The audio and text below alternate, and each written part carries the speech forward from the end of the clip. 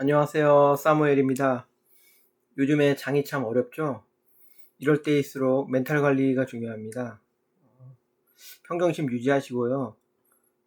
보유한 종목들을 이번 기회에 좀 포트폴리오 재구성하고 현금 보유 비중을 높이는 잘 대응하는 그런 기회가 되었으면 좋겠습니다. 오늘은 제가 주식 종목을 고를 때 투자할 종목을 선정하는 방법에 대해서 말씀드리려고 합니다. 참 요즘에 어떻게 보면은 시장이 안 좋은데 그만큼 주가가 굉장히 싸진 종목들이 아주 널려 있죠. 사실 제가 초보일 때는 매수 종목 고를 때 매출, 순익, PER, PBR 이런 지표들만 봤습니다. 하지만 계속 투자를 하면서 경험이 쌓이다 보니 이런 매출, 손익 같은 지표들의 맹점을 알게 됐어요. 사실 재무제표라는 게 똑같은 비즈니스라도 어떤 관점에서 회계 처리를 하느냐에 따라서 숫자가 크게 차이 날 수 있거든요. 예를 들면은 이제 분기 말에 이 회사가 분기 실적을 올리기 위해서 이 거래선한테 밀어내기를 하는 경우들이 있습니다. 이 밀어내기라고 함은 실제로는 이 거래선이 다 매입할 필요가 없는 물건인데 이 회사가 좀 부탁을 하는 거죠. 우리 분기 실적 잘 나오게 하기 위해서 이번에 좀 디스카운트를 해주겠다, 아니면 어떤 인센티브를 주겠다 하면서 좀 과도하게 물건을 판매하는 행위. 또 보통 이런 경우에는 이 물건들 현금으로 판매하는 경우가 잘 없고 대부분 외상으로 판매를 하죠. 이렇게 하고 이 재무제표상에서는 다 매출과 손익으로 잡히는 거예요. 이게 회계 원리상으로는 문제는 없다고 하지만은 기업의 건전성 면에서는 문제가 될 수 있죠. 이게 심한 경우에는 이게 이 숫자로 장난치는 경우까지 있습니다. 소위 말하는 분식회계인데요. 그렇기 때문에 투자자 본인이 이 투자 종목 선정을 할 때 기본적으로 좀 체크리스트는 가지고 있어야 된다는 생각을 하고 있습니다. 그래서 제 나름대로 이 체크리스트들을 6가지 정도 만들어 봤는데요. 한번 같이 공유를 해보도록 하겠습니다. 첫 번째로 최근 수년간 매출 손익이 지속적으로 성장하거나 혹은 전년비 매출과 손익이 급격하게 개선된 종목. 예를 들면은 꾸준하게 매출 손익이 증가하는 기업으로는 대한민국의 대장주 삼성전자가 있을 수 있겠고, 최근에 매출 손익이 급격히 개선된 대표 종목으로 올해는 제지주를 꼽을 수 있습니다. 아세아제지, 신대양제지, 대림제지. 자, 잠깐 차트를 보겠습니다. 자, 아세아제지의 재무제표를 보면은, 자, 16년, 17년, 18년 오면서 지금 매출이 급격하게 늘어나고 있죠. 18년은 지금 상반기 매출이에요. 자, 영업이익이 전년에 50억에서 올해 상반기에만 500억으로 지금 상반기에 이미 전년 대비 10배 돈을 더 벌었어요. 자, 왜 이렇게 됐냐면은 제지주 내용을 다 아시겠지만은 이 중국에서 폐지 수입을 금지를 했습니다. 2020년까지 폐지 수입 안 하겠다고 선언하면서 이 폐지가 이 골판지 이런 종이들의 원료가 되는데 폐지 수입을 안 하면서 국내에는 폐지가 남아 돌게 됐어요. 이래서 이 폐지의 원가가 싸지니까 폐지로 만드는 골판지 가격도 굉장히 원가가 싸졌죠. 그러면서 제지업체들이 정말 떼돈을 벌었어요. 올해 작년 대비해서 올해 매출과 손익이 급격히 늘어났죠. 자, 아세제지 보시면은 작년에 2만원 선에서 횡보하다가 올해 5만 2천원까지 올라갔죠. 2배 넘어갔다가 지금 장이 좀 안 좋아서 요즘에 좀 떨어졌지만은 여전히 작년 대비 2배 늘어났습니다.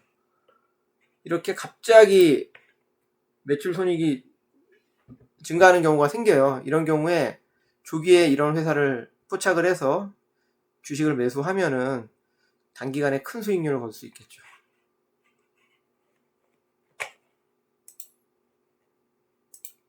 두 번째로 기업 가치에 비해 저평가된 종목들, 이제 PER 주가 수익률, PBR 주가 순자산 비율, 이 낮은 지를 봅니다. 기본적으로는 PER과 PBR이 낮은 종목을 선호합니다. 왜냐하면 이 실적은 결국 주가에 반영되기 때문에 실적이 좋은 저평가주 PER, PBR이 낮은데 현재 주가 수준이 그에 못 미치게 낮다라고 하면은 이런 기업들이 장기적으로는 주가가 올라갈 가능성이 굉장히 높아요.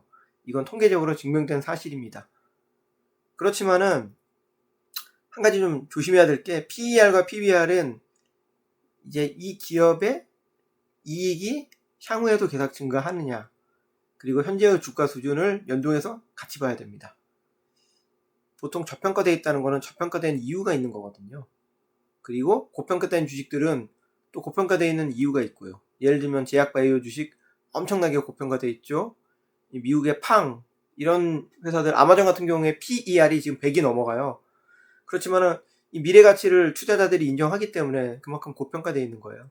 그래서 단순히 저평가된 종목이 좋고 고평가된 종목이 나쁘다라고 말할 수 없고, 이 기업이 현재의 PER에 걸맞게 계속 성장할 수 있는지 이 같이 보는 게 굉장히 중요합니다. 여기에 대해서는 나중에 별도로 설명을 드리겠습니다. 이 세 번째로 차트를 봐야죠. 사실 차트는 뭐 종목 선정할 때 항상 보는 건데, 특히나 이 중장기 투자할 때 차트는 중요성이 좀 떨어집니다. 개인적으로는 차트를 중장기 투자할 때는 이 종목의 전저점과 전고점, 박스권 여부 파악하기 위해서 주로 봅니다. 특히 차트를 봤을 때 이 세력들이 어느 가격대에 매집을 했는지를 알 수가 있어요. 특정 가격대에서 장기간 횡보하고 있으면은 그 가격대에 이제 물린 사람들이 많다고 볼 수 있는 거죠. 그래서 이 주가가 향후에 어느 만큼 추가 상승할 수 있을지를 좀 가늠을 해볼 수 있습니다. 개인적으로 좀 박스권 매매 기법 할 때 또 차트를 굉장히 유용하게 보는데요. 한 3개월에서 6개월 정도 보면서 이 변동성이 적은 우량 종목들을 골라봐요. 그래서 이 종목이 이 박스권 하단에 있을 때 매수를 하고 박스권 상단에서 매도를 하는 전략을 쓰면은 이 매매 성공률이 굉장히 높습니다. 한 가지 예를 들면, 자, 셀트리온이 올해 4월 이후로 주가가 좀 횡보를 하고 있어요. 그래서 보시면은 지금 25만원을 지지를 하고 있고 또 30만원을 저항을 하고 있어. 요 25만원에서 30만원 사이를 지금 6개월째 박스권 횡보하고 있는데, 그러면은 26만원 밑으로 내려갔을 때는 매수를 하고 한 28만원 위로 올라갔을 때는 매도를 합니다. 이러면은 10% 이상의 수익률을 안정적으로 기대를 할 수 있겠죠. 개인적으로 굉장히 성공률이 높아서 아주 선호하는 기법입니다. 차트 당연히 봐야 되고요. 다음으로 이제 배당을 실시하는지를 봐야 됩니다.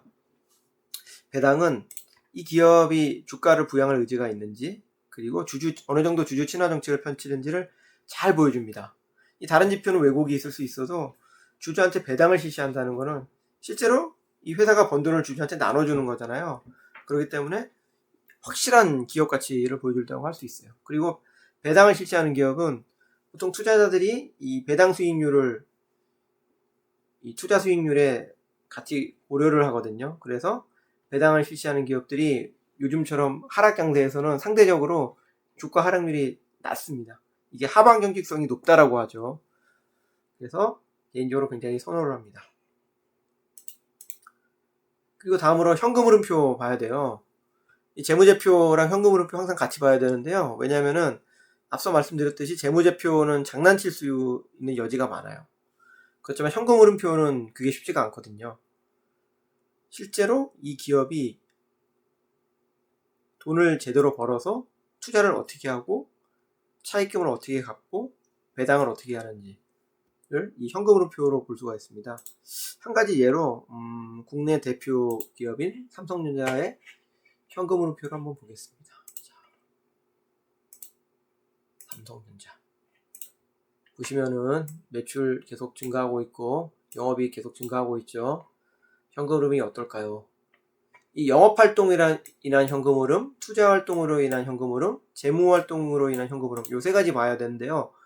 영업활동으로 인한 현금 흐름은 말 그대로 장세에서 돈을 얼마나 벌었는지를 보는 거예요.